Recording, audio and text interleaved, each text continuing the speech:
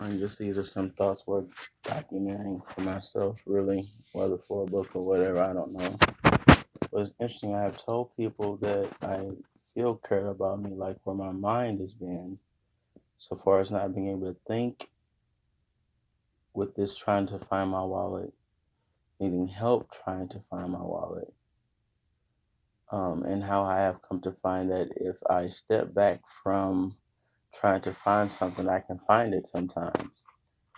But this is was extremely important as to the donations for my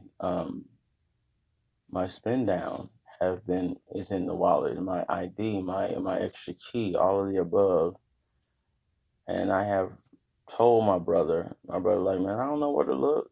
Well, ask me, like, let's start picking up stuff. I've told my daughter, she didn't pick up nothing. I called and left a message for my mother, just nothing.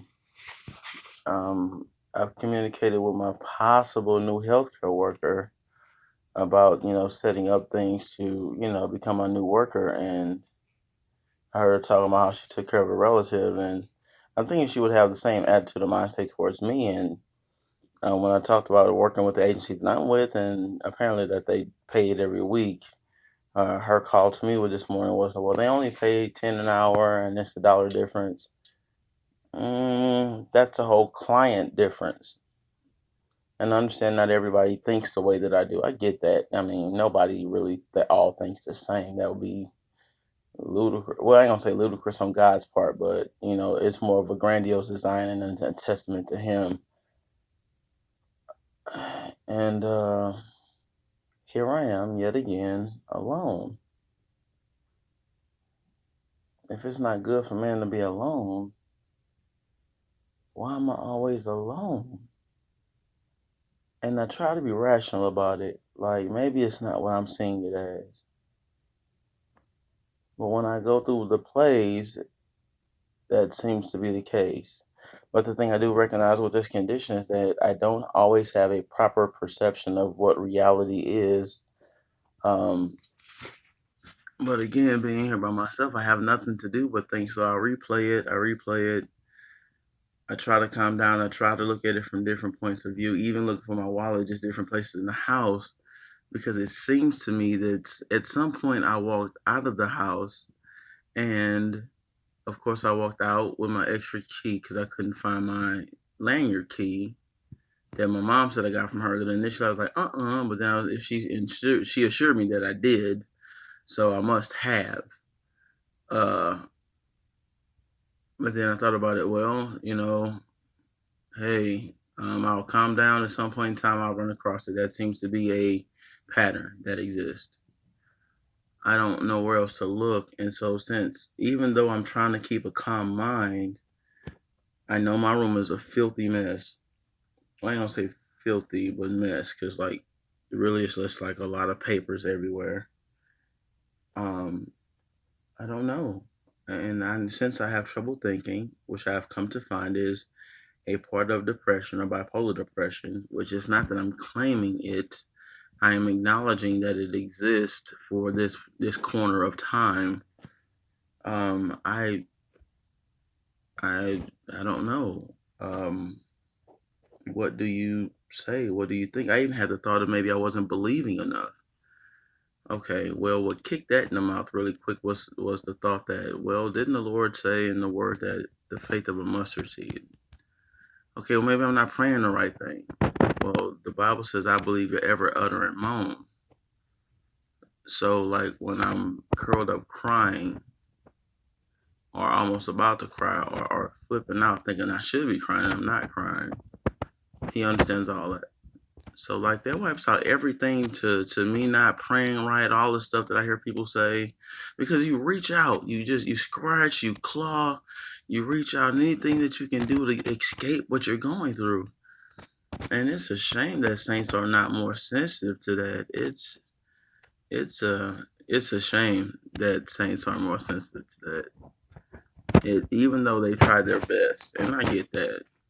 It's that kind of mind state that adds to why people run away from the church instead of coming to the church. In the ministry of Dollar Tree the other day, Um, I was trying to focus on praying for the granddaughter, but the grandmother was so busy talking about everything that she didn't hear what I was saying.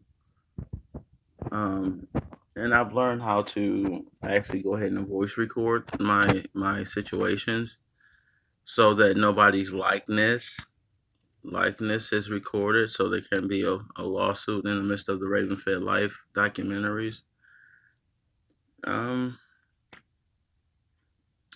my only summation is there is something.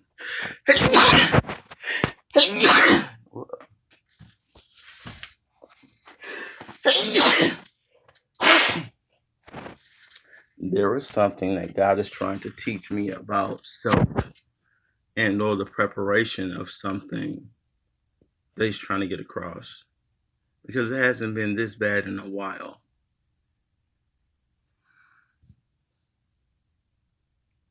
I'm like, I don't know where this just popped up from.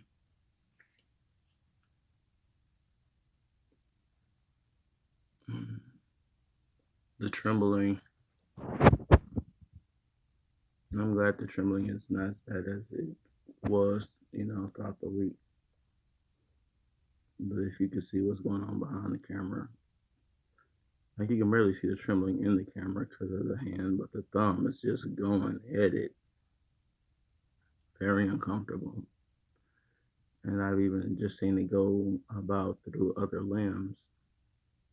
The reason I'm recording this one instead of broadcasting this one is because of the people involved for their privacy.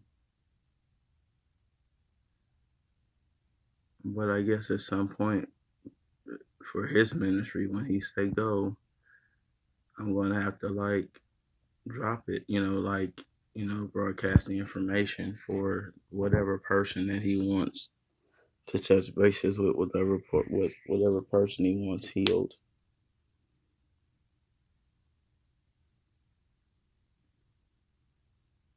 And then my friend slash what I thought was the beginning of a girlfriend, I haven't seen her, and I don't.